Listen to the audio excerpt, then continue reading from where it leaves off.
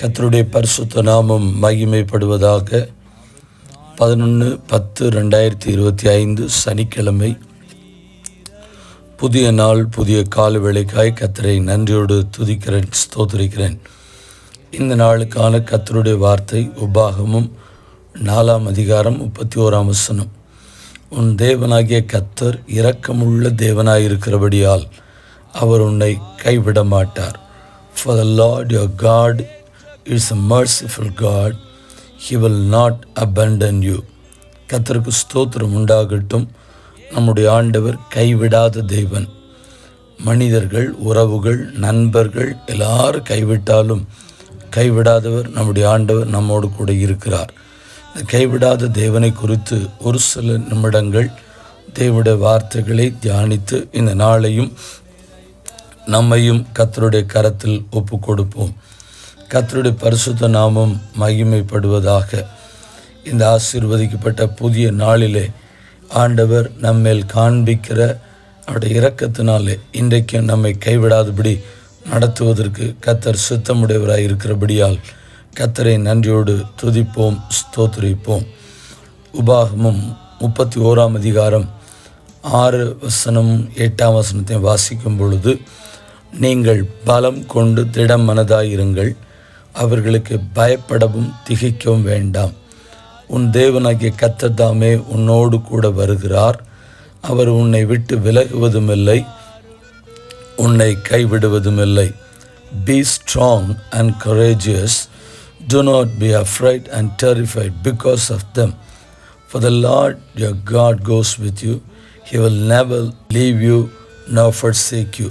நம்மை விட்டு விலகாதவர், நம்மை கைவிடாதவர், எல்லா சூழ்நிலைகளிலும் நம்மோடு கூட இருக்கிறவர்.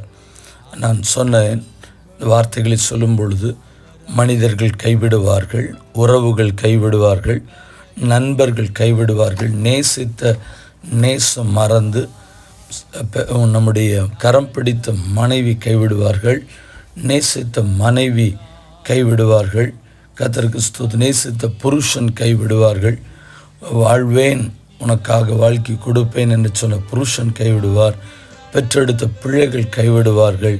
கர்த்தர் இதெல்லாம் நடந்தாலும் ஆண்டவர் சொல்கிறார், நான் உன்னை கைவிடுவதில்லை என்று சொல்லி. கர்த்தருக்கு ஸ்தோத்திரம் உண்டாகட்டும். அதே அதிகாரம் 8ஆம் வசனம் சொல்கிறது, கர்த்தர் தாமே உனக்கு முன்பாக போகிறவர், அவர் உன்னோடு இருப்பார், அவர் உன்னை விட்டு விலகுவதுமில்லை, உன்னை கைவிடுவதுமில்லை, நீ பயப்படவும் கலங்கவும் வேண்டாம் என்றான். The Lord himself goes before you and will be with you. He will never leave you nor forsake you. Do not be afraid. Do not be discouraged. நம்மை விட்டு விலகாதவர், நம்மை கைவிடாதவர். ஆண்டவர் இதே வார்த்தைகளை இளம் வயதிலேயே தேவனுடைய வேலையின் பொறுப்புகளை எடுத்துக்கொண்ட யோசுவாவிற்கு ஆண்டவர் சொல்லுகிறார். 1ஆம் அதிகாரம் 5ஆம் வசனத்தில், நீ உயிரோடு இருக்கும் நாளெல்லாம் ஒருவனும் உனக்கு முன்பாக எதிர்த்து நிற்பதில்லை. நான் மோசையோடு இருந்தது போல உன்னோடும் இருப்பேன். நான் உன்னை விட்டு விலகுவதுமில்லை, உன்னை கைவிடுவதுமில்லை. No one will be able to stand up against you all the days of your life. As I was with Moses, so I'll be with you. I will never leave you nor forsake you. உன்னை விட்டு விலக மாட்டேன், உன்னை கைவிட மாட்டேன் என்று ஆண்டவர் யோசுவாவுக்கு வாக்கு பண்ணினார். கர்த்தருக்கு ஸ்தோத்திரம். தகப்பனுக்கு பிற்பதாக ராஜ்யபாரத்தை பொறுப்பெடுத்த சாலமோன் கர்த்தருடைய ஆலயத்தை கட்டுவதற்காக தீர்மானம் பண்ணும் பொழுது ஆண்டவர் அவனுக்கும் சில வார்த்தைகளை வைத்திருந்தார். தாவீது தன் குமாரனாகிய சாலமோனை நோக்கி, நீ பலம் கொண்டு தைரியமாயிருந்து இதை நடப்பி, நீ பயப்படாமலும் கலங்காமலும் இரு. தேவனாகிய கர்த்தர் என்னும் என் தேவன் உன்னோடே இருப்பார். கர்த்தருடைய ஆலயத்தை கட்டுதற்கு அடுத்த சகல கிரியைகளையும் நீ முடித்து தீரு மட்டும் அவர் உன்னை விட்டு விலகவும் மாட்டார், உன்னை கைவிடவும் மாட்டார். David also said to Solomon, his son, be strong and courageous and do the work. Do not be afraid or discouraged, For the Lord God, my God, is with you. He will not fail you or forsake you until all the work for the service of the temple of the Lord is finished. நம்மை விட்டு விலக மாட்டார். கர்த்தருடைய ஊழியத்தை செய்கிற ஊழியக்காரர்களை பார்த்தும் நான் சொல்லுகிறேன். அதே போல் கர்த்தருடைய ஊழியத்தை கர்த்தருக்கு ஸ்தோத்திரம் செய்வதற்கு ஆர்வமுள்ள கர்த்தருடைய பிள்ளைகளை பார்த்தும் சொல்லுகிறேன். இல்லாவிட்டால் தரிசனத்தோடு பெற்றோர் தங்களுடைய பிள்ளைகளை என்னுடைய மகனும் மகளும் ஊழியத்தை செய்ய வேண்டும் என்ற எதிர்பார்ப்போடு கூட அந்த பிள்ளைகளை பெற்றெடுத்திருக்கலாம். ஆனால் பிள்ளைகள் வளர்ந்து வரும் பொழுது ஊழியத்தில் வருகிற பாடுகள், பிரச்சனைகள், போராட்டங்களை பார்த்து அந்த பிள்ளைகள் ஊழியத்திற்கு வராமல் அப்படி காணப்படுகிற பிள்ளைகளும் இருக்கலாம். அந்த பிள்ளைகளை பார்த்து ஆண்டவர் சொல்லுகிற வார்த்தை, நான் உன்னோடு கூட இருப்பேன், நான் உன்னை கைவிட மாட்டேன் என்று கர்த்தர் சொல்லுகிறார்.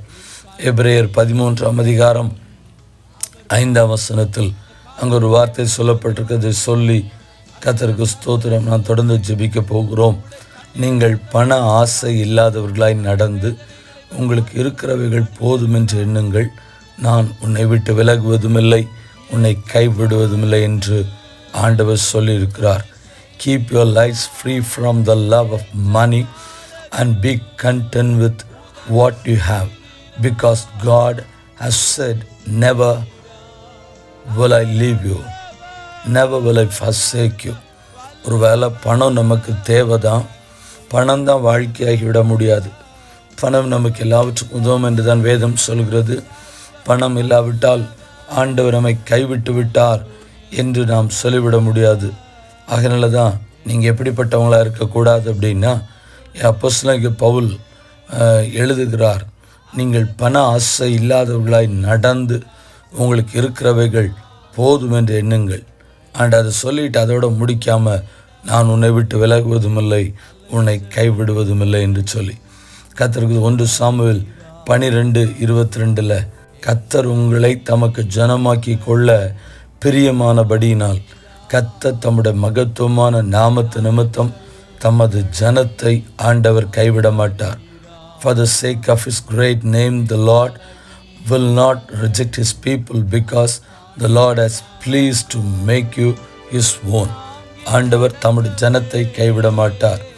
புலம்பல் 3:31 சொல்லுகிறது, ஆண்டவர் என்றைக்கும் கைவிட மாட்டார். For men are not cast up by the Lord forever. கர்த்தருடைய நாமம் மகிமைப்படுவதாக. கைவிடாதவர் கடைசி வரைக்கும் நம்மை கைவிடாதபடி கரம் பிடித்து வழுவாதபடி நம்மை நடத்துவாராக. ஜெபிப்போம். பரிசுத்தமுள்ள நல்ல தேவனே, இந்த ஆசீர்வதிக்கப்பட்ட புதிய நாள் காலை வேளைக்காக நன்றி. எங்களை கைவிடாதவரும் கரம் பிடித்தவரும் தொடர்ந்து முடிவு பரியந்தம் எங்களை நடத்துவதற்கு நீர் நல்லவராயிருக்கிறபடினால், சித்தமுடையவராயிருக்கிறபடினால் எல்லா சூழ்நிலைகளிலும் எங்களை கைவிடாதபடி நடத்தும். குறிப்பாக பொருளாதாரத்தில் நெருக்கப்பட்டிருக்கிறவர்கள், இனிமேல் நான் எப்படி நடத்தப் போகிறேன், என்னோடய வாழ்க்கை எப்படி நடக்கப் போகிறது, என்னோடய வாழ்க்கையின் தேவைகள் எப்படி சந்திக்கப்படும், இதெல்லாம் நான் எப்படி நான் ஓக்கம் பண்ண போகிறேன், என்னுடைய பிள்ளைகளுடைய எதிர்காலங்கள் எப்படி நடைபெறப் போகிறது, என்னிடத்தில் பணம் இல்லையே என்று சொல்லுகிறதான குழப்பத்தோடு, எண்ணத்தோடு, பயத்தோடு, திகிலோடு கூட இருக்கிறவர்களுக்கும் நீர் சொல்லுகிறதான வார்த்தைகளை நாங்கள் சொல்லி நாங்கள் ஜெபம் பண்ணி இருக்கிறோம். ஸ்தோத்திரம். எபிரேயர் 13:5 கர்த்தருடைய வார்த்தை சொல்லப்பட்டிருக்கிறது, உங்களுக்கு இருக்கிறவைகள் போதும் என்று எண்ணுங்கள், நான் உன்னை விட்டு விலகுவதுமில்லை, உன்னை கைவிடுவதுமில்லை. எல்லா சூழ்நிலைகளிலும் கர்த்தர் தம்முடைய ஜனங்களை வழுவாதபடிக்கு நடத்தி தேவையை சந்தித்து உடனிருந்து உதவியாயிருந்து அல்லேலூயா அற்புதமாய் ஆச்சரியமாய் தம்முடைய ஜனங்களை கர்த்தர் தொடர்ந்து நடத்த, தேவையை சந்திக்க, போராட்டங்கள் குழப்பங்கள் மத்தியில் வாழ்கிறவர்களையும் கரம் பிடித்து நடத்த பிதா குமாரன் பரிசுத்தாவின் நாமத்தினாலே ஜெபித்து ஜெபத்தை ஏறெடுக்கிறோம். எங்கள் பரிசுத்தமுள்ள நல்ல பிதாவே, ஆமென். வாழ்த்துக்களுடன் ஜெபங்களுடன் pastor Jebadas. WhatsApp 9345353 730. May Jesus bless you all. Amen.